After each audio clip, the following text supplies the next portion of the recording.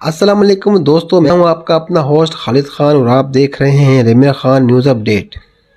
جی دوستو، آج میں نہایت ڈسہارڈ ہوں۔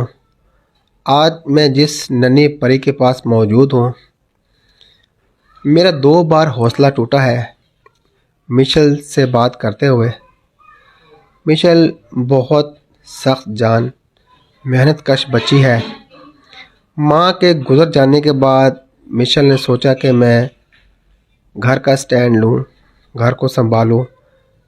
ان کے والد صاحب کی طبیعت ناساز رہتی ہے، ان کو ڈاکٹر صاحب نے بیڈ ریسٹ کا کہا ہے۔ مشل چاہتی ہے کہ میں کرائے کا مکان ہے، مہنگائی عروج پہ ہے، گھر کے حالات نہایت خراب ہیں، تو مشل چاہ رہی ہے کہ میں کچھ ایسا کام کروں، اپنے گھر پہ کوئی اس طرح کا سیٹ اپ بناؤں کہ میں کچھ روزگار کما سکوں۔ تو دوستو، ایسی ننھی بچی کا آپ ساتھ دیں، خیال کریں۔ آپ کا حق بنتا ہے کہ ایسی ننھی پری کا آپ ساتھ دیں تاکہ وہ اپنے گھر کا کرایہ، بجلی کا بل اور اپنے والد صاحب کی خدمت کرنا چاہتی ہے۔ جی دوستو، آئیے سنتے ہیں مشل کی زبانی۔